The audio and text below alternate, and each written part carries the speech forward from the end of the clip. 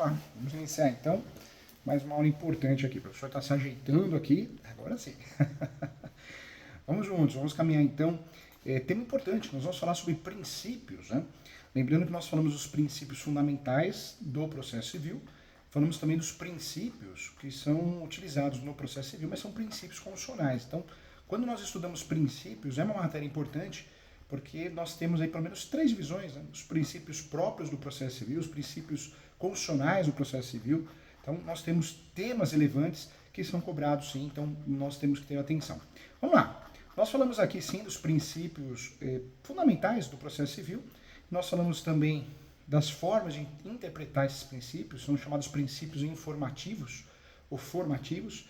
Nós falamos do princípio lógico, que é a sequência dos atos processuais, que deve obedecer a um regramento lógico, de forma que os supervenientes derivam, né, dos precedentes em uma ordenação que faça sentido. Não seria lógico, por exemplo, que se fizesse ocorrer um prazo recursal antes que a decisão fosse proferida. Né? Recorrer antes da própria decisão, do acórdão, não daria. Né? Então, princípio lógico. Princípio econômico, o processo deve buscar obter o melhor resultado possível, com o menor gasto, dispêndio, né? Como é chamado também, de recursos e esforços também. Jurídico, o processo deve respeitar as regras previamente estabelecidas no ordenamento jurídico, também um ponto importante que devemos analisar. E dentro desse cronograma, nós estudamos também os princípios constitucionais.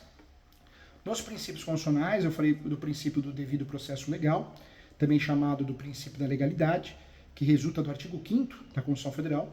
Ninguém será privado da liberdade ou dos seus bens sem o devido processo legal. Trata-se de conquista remota no século, com base na Carta Magna, né? Também estudado na Carta Magna de João Sem Terra. Desse princípio derivam todos os demais. A Constituição Federal preserva a liberdade e os bens, garantindo, sim, que o seu titular não perca por atos não jurisdicionais do Estado. Além disso, o Judiciário deve observar as garantias inerentes ao Estado de Direito, bem como deve respeitar também a lei, assegurando a cada um o que é seu, tá bom? Então, ponto importante também. Outro princípio que nos interessa muito é o devido processo legal. Lembrando que nós temos a subdivisão do princípio do processo legal substancial e formal, né? Porque o devido processo legal formal, nós vamos falar do quê? Diz respeito à tutela processual. Isso é, ao processo e as garantias que ele deve respeitar e o regramento legal que deve obedecer. Já o devido processo legal substancial, nós vamos falar em relação a uma situação que constitui a autoeliminação com o poder estatal, né, que não pode editar normas que ofendam a razoabilidade e afrontem as bases dos regimes democráticos. Para nós, interessa, sobretudo, o aspecto formal que diz respeito ao arcabouço processual. Então, ponto importante também. Vamos lá, mais um princípio, hein? Vamos lá, só para revendo, esse princípio também é importante. Princípio do acesso à justiça, também chamado de princípio da inafastabilidade da jurisdição, que decorre do artigo 5º também da Constituição Federal. A lei não excluirá da apreciação do Poder Judiciário lesão ou ameaça a direito, sem, de fato, esse princípio ele vem repetido, sim, no artigo 3º do caput do Código de Processo Civil. O texto assegura o direito à proteção judicial efetiva, de fato, e esse princípio deve ser conjugado com o anterior e o contraditório, examinando também a seguir. Esse princípio ele traduz no direito de ação, em sentido amplo. Isso quer dizer que obter do Poder Judiciário uma resposta aos requerimentos, à tutela, ao pedido a eles dirigidos, e esse direito é amplo e incondicional. O Judiciário não pode se recusar a examinar e responder pedidos que lhe forem formulados, porque, de fato, pode ser a resposta se limite, né, de fato, a informar, né, informar ao autor a pretensão que não pode ser examinada, porque faltam, né, algumas condições essenciais para isso. Então, tal informação provirá de um juiz que terá que examinar o processo, apresentando, sim, fundamentação adequada à sua decisão, sempre fundamentando a sua decisão, ponto importante. No parágrafo 3º, ou melhor, no artigo 3º, o legislador ele previu métodos alternativos de solução de conflitos, e aí os mais conhecidos, a arbitragem, conciliação, a mediação e outros métodos de solução de conflito, métodos consensuais, tá? A lei de arbitragem, ela permitiu aos conflitantes atribuir a solução a um árbitro, que é o tribunal arbitral, né, que proferirá a sua decisão com força de sentença, sem a necessidade posterior de homologação do Poder Judiciário. Não há inconstitucionalidade nem ofensa ao princípio da inafastabilidade da jurisdição, conforme decidiu o Supremo Tribunal Federal em um agravo regimental, anote aí que é o 5206, relatado na época pelo ministro, em discussão, né, nessa discussão incidental, de fato, ficou registrado, ficou declarado que não existe uma inconstitucionalidade ou uma afronta ao princípio da inafastabilidade quando eu utilizo meios alternativos de solução de conflitos. Então, nesse tópico, ficou bem claro, bem esclarecido isso para concurso, para prova da OAB, para tudo, né? Então, interessante. A solução, nesse caso, de fato, o Poder Judiciário, o Supremo, a solução consensual dos conflitos deve ser sempre possível, promovida pelo Estado, devendo a conciliação, a mediação e outras formas de solução de conflito serem estimuladas por juízes, advogados, defensores públicos, membros do Ministério Público e todos os operadores do direito. Tá? Então, ponto importante também. Mais um princípio que eu queria falar com você é o princípio do contraditório. Ele é estabelecido no artigo 5º. Os litigantes em processo judicial administrativo e os acusados, em geral, são assegurados contraditório para a defesa com os meios de recursos inerentes. Também fica bem estipulado esse princípio também, muito importante, muito cobrado também nas provas também.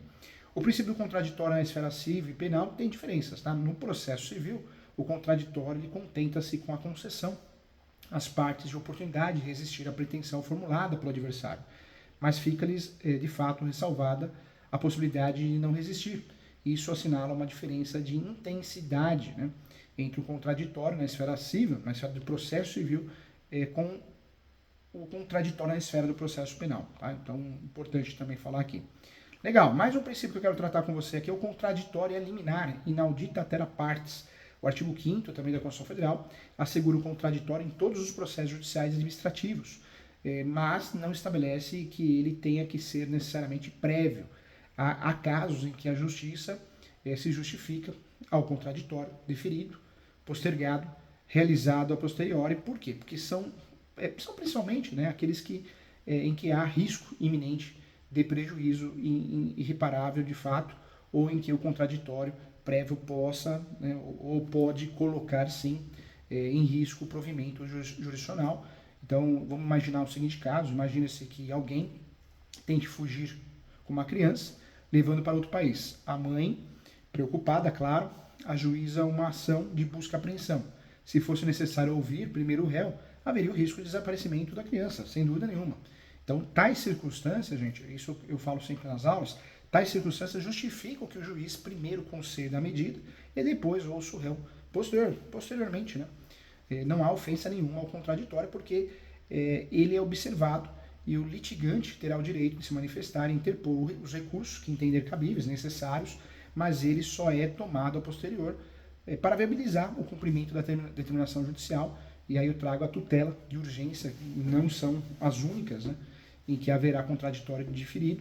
Os incisos, na verdade, do artigo 9º do CPC estabelece também outras alternativas, como a da tutela de evidência, prevista no 311, inciso 2 e 3º, a decisão prevista também em 701, que trata do mandado inicial da ação monitória. Tá?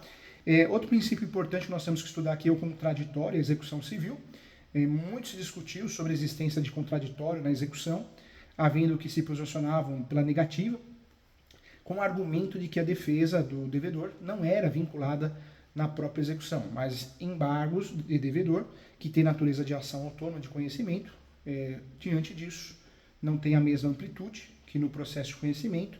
É inegável, sim, que ele existe na execução, primeiro porque ele implica processo judicial ao qual a Constituição Federal sempre a observância do contraditório, e depois porque o executado precisa tomar ciência de tudo o que ocorre na execução, tanto que ele é citado, né, na execução fundada em título extrajudicial e intimado de todos os atos executivos, sobretudo de penhora, de atos também, vamos chamar de atos de alienação judicial de bens, em ambos os tipos de execução, tendo sempre a oportunidade de se manifestar. Isso é claro, fica claro também.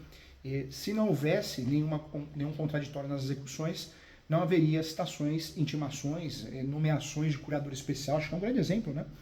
Curador especial, fictamente, mas tem que ter. A súmula 196 do STJ esclarece muito bem isso, sem a possibilidade do executado apresentar defesa no bojo da própria execução, exceções e objeções da pré-executividade, uma ação que sempre foi discutida, polêmica, e ainda é.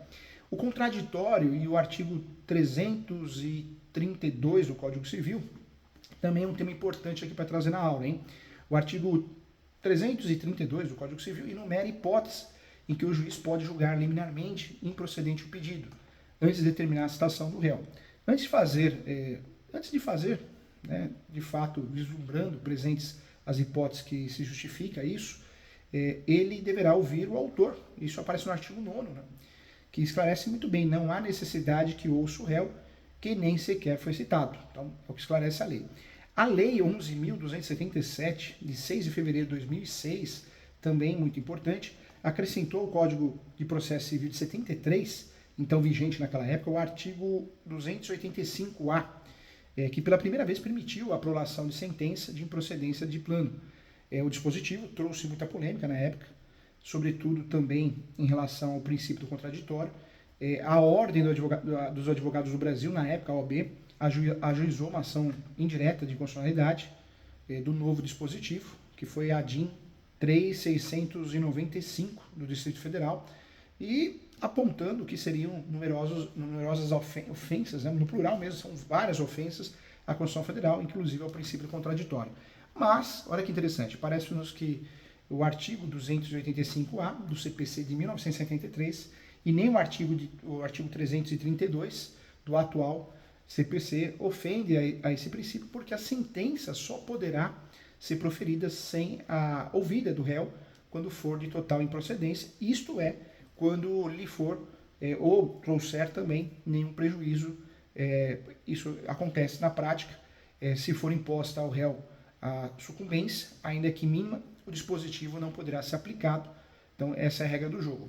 Mas trago aqui que, portanto, ele, né, só ofere vantagens e o legislador mostrou cuidado ao determinar, em caso de apelação do autor, será o réu citado para oferecer suas contrarrazões, mesmo que facultativa, como que fica assegurada, né, a possibilidade de manifestar também antes que o tribunal tome a decisão. Então, ponto importante também. Então, ficou bem claro e bem esclarecida essa situação.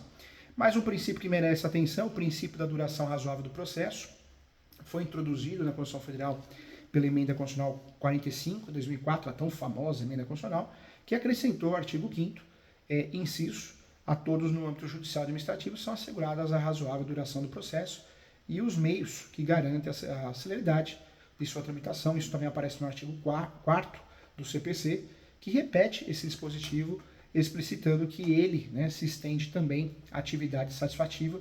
As partes têm o direito de obter, né, a razoável solução do caso, solução integral do mérito, incluída a atividade satisfativa. A rigor, mesmo antes já se poderia encontrar fundamento em nosso ordenamento jurídico, e por esse princípio, seja porque ele explicita um dos aspectos do devido processo legal, para que o processo alcance o seu desinterato, é preciso sim que cheque a termo dentro do prazo razoável, seja porque o Pacto de São José da Costa Rica, pacto que foi de 1969, né, já consagrava tanto na legislação e o ratificado também. O dispositivo revela a preocupação, gente, isso é importante também, a preocupação geral do legislador como um dos entraves mais problemáticos ao funcionamento da justiça, que é a demora, né, no julgamento dos processos. Boa parte das alterações e acréscimos havidos na legislação processual nos últimos anos tem por fim buscar uma solução mais rápida para os conflitos, e esse princípio dirigido, em primeiro lugar, ao legislador, que deve editar leis que aceleram e não atraveguem, né, de fato, o andamento do processo. Em segundo lugar, também ao administrador, que deverá zelar pela manutenção adequada dos órgãos jurisdicionais, aparelhando-os em dar efetividade, né, às normas constitucionais, como mecanismos, ferramentas, computadores, sistemas, a fim com que os juízes, né, no exercício de suas atividades, devem sim diligenciar para que o processo caminhe com uma solução rápida, uma solução séria. Então, um ponto importante também. Tá? Então, também o princípio muito conhecido. O princípio da isonomia, que também é subdividido em formal e real. A igualdade formal consiste, gente, note que isso é importante, consiste no tratamento igualitário a todos sem levar em consideração eventuais diferenças entre os sujeitos do processo, do direito, ou no que concerne ao direito civil, ao processo civil, os sujeitos do processo. ao longo do tempo, verifica-se também que, a pretexto de dar tratamento igualitário a todos, a isonomia formal perpetuava, assim, podemos dizer, diferenças eternizava de fato privilégios, né? Afinal, as pessoas não são iguais, a homens e mulheres, a mais fortes, mais fracos, os economicamente mais poderosos, menos poderosos. Então, sempre existiu esse princípio que é igualar todo mundo. Essa é a ideia, né? Se isso não for levado em consideração, a lei, ainda que formalmente justa, criará situações reais profundamente injustas. Então, a ideia é essa, trazer esse embasamento também. Então, por isso temos essa divisão. Então, também mais um princípio que nos interessa muito. Então, veja, nós temos vários princípios que são importantes, são aplicados dentro do nosso cronograma, princípios que fazem toda a diferença. Quero trazer para você também, dentro desse estudo, que nós temos a celeridade processual deve ser aplicada em qualquer processo, em qualquer procedimento. Então, importante isso. Também trago para você aqui o princípio da imparcialidade do juiz. O juiz natural, de fato, esse princípio sempre é cobrado, vem estabelecido no artigo 5º da Constituição Federal, o primeiro inciso, que dispõe, sim, que ninguém será processado nem sentenciado senão pela autoridade competente. E o segundo, não haverá juízo ou tribunal de exceção. A preocupação do legislador se manifesta em dois aspectos, né? Então fica bem claro isso. O de conter o eventual árbitro, de fato, um juiz que seja criado, um judiciário que seja criado, uma vara que seja criada para julgar aquele caso específico. Não pode acontecer, tem que ter antes, né? Antes do caso. Então, a intenção é conter eventual atributo, né, a um judiciário de exceção que foi criado ali na hora só para julgar aquilo. Essa proteção é muito importante, porque nós já tivemos ao longo dos anos em outros países várias situações práticas horrorosas, né, onde foram criados um tribunal para julgar aquele caso específico. Isso não pode acontecer, é uma proteção interessante. O juiz natural é aquele cuja competência, apurada de acordo com as regras previamente existentes no ordenamento jurídico, e não pode ser modificada posteriormente. Tá? Então, ponto importante. Os requisitos para a caracterização do juiz natural são 3. Né? O julgamento deve ser proferido por alguém investido de jurisdição, o órgão julgador deve ser pré-existente, vedada a criação de juízos ou tribunais de exceção, instituições após o fato, é isso que deixa clara a lei, com o intuito específico de julgá-los. E a causa deve ser submetida a julgamento pelo juiz competente de acordo com as regras postas pela Constituição Federal, também ponto importante. Também é um princípio que nos interessa muito, é um princípio muito cobrado, faz toda a diferença também conhecer. Então, e a mesma regra para o promotor, né? Tanto é que tem o princípio do promotor natural. A Constituição Federal também não se limitou a determinar que ninguém será sentenciado senão pela autoridade competente, acrescentando sim que ninguém será processado senão por ela. Ao formular essa regra, deu ensejo também a que surgisse grande discussão sobre se teria sido ou não acolhido entre nós o princípio do promotor natural, mas fato que o promotor natural seria aquele que, com atribuições previamente conhecidas e fixadas para acompanhar determinado caso, indicadas em regras anteriormente estabelecidas. Então, também é importante falar sobre isso. Outro princípio que não dá para deixar de lado é o princípio do duplo grau de jurisdição. Uma leitura atenta ao texto constitucional mostra que não há nenhum dispositivo que consagre de maneira expressa o duplo grau de jurisdição em todos os processos. O que pode dizer sim, no entanto, é que a Constituição Federal, ao criar juízes e tribunais aos quais compete, entre outras coisas, também julgar recursos contra decisões de primeiro grau, estabelecer um sistema em que normalmente há o duplo grau de jurisdição, que serve para promover o controle dos atos judiciais quando houver inconformismo das partes, submetendo a apreciação de um órgão de superior instância, composto em regra por juízes mais experientes, né, os embargadores, ministros. Não há, de fato, há inúmeros exemplos que não há o duplo grau de jurisdição, que nem por isso, né, padecem de vício de inconstitucionalidade. Então, importante falar também. Vamos lá, exemplos que não há duplo grau de jurisdição. Então, existem situações, sim, claro, vamos falar desses exemplos aí que fica claro. Em outros, né, podemos citar aqui, quer ver? As causas de competência originária do Supremo Tribunal Federal, não é? Os embargos infringentes previstos na lei de execução fiscal, que cabem contra a sentença proferida nos embargos de valor pequeno ou que são julgados pelo mesmo juízo que prolatou a decisão, a sentença. Eu trago outro exemplo ainda.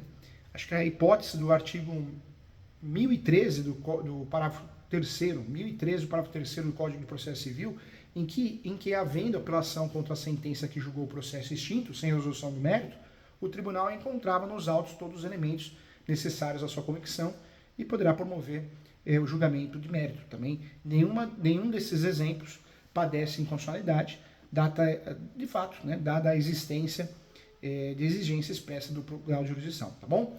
Outro princípio importante, gente, que eu quero trazer para você, é o princípio da publicidade dos atos processuais.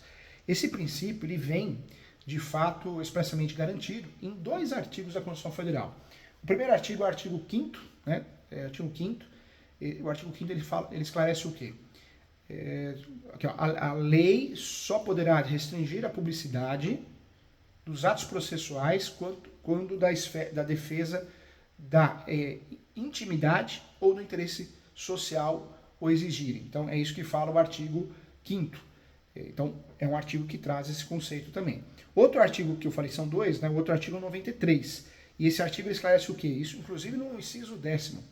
As decisões administrativas dos tribunais serão motivadas em sessão pública.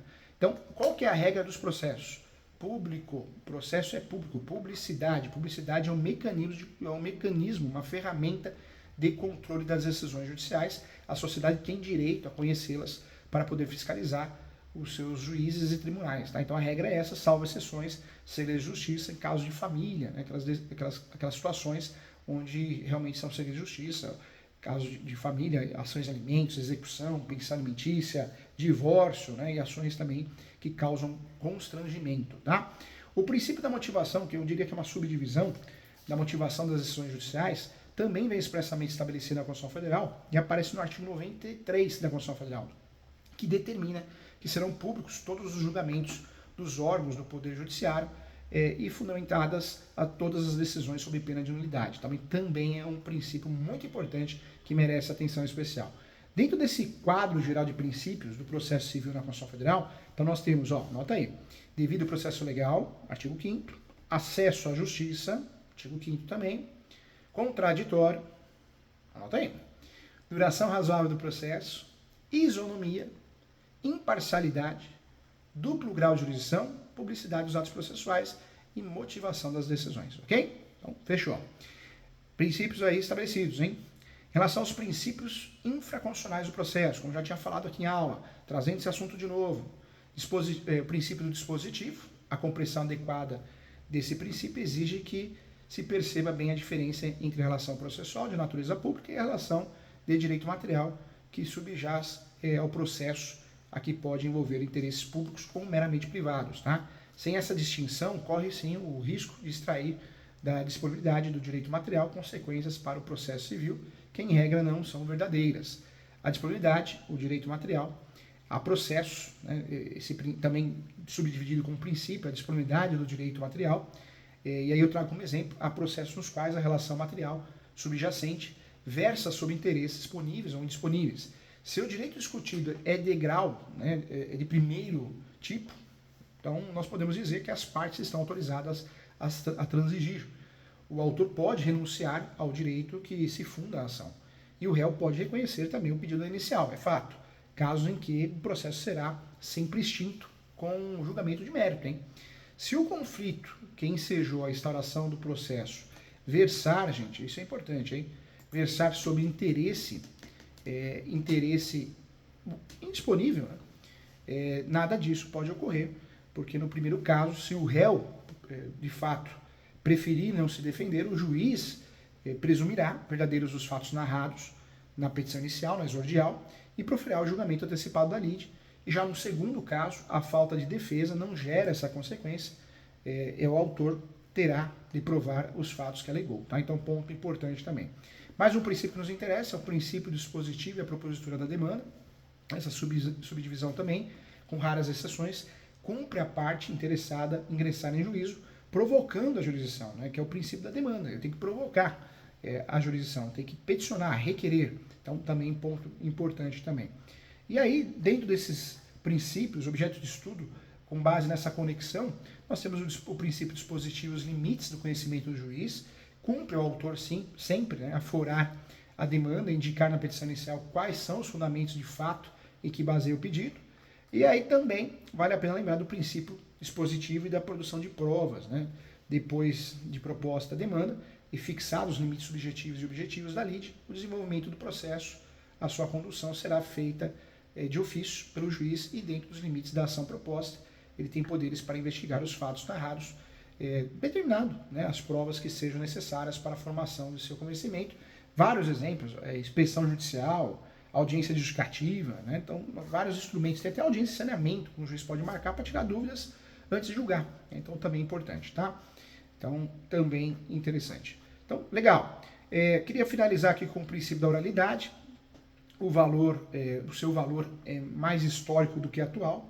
Originalmente transmitia a ideia, né, o princípio da oralidade, de que os atos processuais deveriam ser realizados em regra oralmente, sobretudo os relacionados à colheita de provas em audiência de instrução e julgamento. Na verdade que nos dias de hoje correm, né, restam muito pouca da ideia de originalidade, então não é o que ocorre de fato. Então, oralidade deixa de ser aquele princípio. Hoje tem situações que vale mais o papel, né? Prova é prova, mas vale mais o papel, provas documentais, do que propriamente as provas chamadas provas orais, né? Que testemunho e depoimento pessoal. Então, também é importante. Princípio da boa-fé, esse princípio que é do Código de 1973, que já continha, né? Não propriamente um princípio geral de boa-fé, mas a determinação, inclusive jurisprudencial, que incluía entre os deveres de todos aqueles que, de qualquer forma, participem do processo. Então, agora nós temos esse princípio bem especificado dentro do nosso Código de Processo Civil. O princípio da cooperação, esse princípio eu gosto muito, menciono muito, é um princípio novo do novo CPC. Esse princípio ele vem expressamente consagrado no artigo 6º do Código de Processo Civil. Todos os sujeitos do processo devem cooperar, guarde isso, hein, entre si, para que se obtenha em tempo razoável definição de mérito justo e efetivo. O princípio da cooperação é o juiz cooperando com o advogado cooperando com o juiz. Na prática, não é o que acontece, né, gente? Tem juiz maluco cobrando sucumbência de advogado, e o advogado do outro lado não fala nada e vai e executa. Então é complicado, mas é um princípio muito interessante. Dentro desse estudo dos princípios infraconstitucionais, então, eu trago para você, eu falei das subdivisões, né? O princípio do dispositivo, não há disposição específica em lei. Nos processos que versam sobre interesses disponíveis, as partes podem transigir, fazer acordos, né? O autor pode renunciar também ao direito e o réu pode também reconhecer o pedido. Cumpre ao interessado, de fato, ajuizar a demanda e definir os limites objetivos e subjetivos da lide. Então, ponto importante. O princípio da imediação, né, que ele é um princípio derivado da oralidade, que determina que o juiz escolha diretamente a prova sem intermediários. E o princípio da identificação física do juiz é o princípio onde o juiz, que acolheu a prova oral em audiência, fica vinculado ao julgamento do processo, desvinculando-se apenas nas hipóteses do artigo 132 do Código de Processo Civil de 1973. Né? Também não há dispositivo específico no Código de Processo Civil, mas prevalece a regra do 132, atualmente no artigo do 132 do antigo Código, do Código de 1973. Outro princípio que não dá para deixar de lado é o princípio da concentração. A audiência de instrução e julgamento, ela é una, sim, ainda é, e continua caso não seja possível concluí-la. No mesmo dia, o juiz designará outra data em continuação. Princípio da irrecorribilidade em separado das decisões interlocutórias. Em regra, contra as decisões interlocutórias, o recurso cabível ao agravo não se suspenderá o processo também. Da persuasão racional, é o princípio que nos interessa também, cabe ao juiz apreciar livremente as provas, devendo indicar na sentença os motivos de sua sentença, da sua decisão, que devem estar amparados nos elementos constantes dos autos. Princípio da boa-fé, artigo 5º, todos aqueles que participam do processo devem comportar-se de acordo com a boa-fé. E o princípio da cooperação, que eu gosto muito, a grande novidade do CPC atual, artigo 6º, exige que as partes cooperem para que o processo alcance um bom resultado e o tempo razoável também, tá bom? Então, falamos aqui todos os princípios, tema importante, e volto aqui para falar sobre jurisdição. Até já, tá? Um abraço.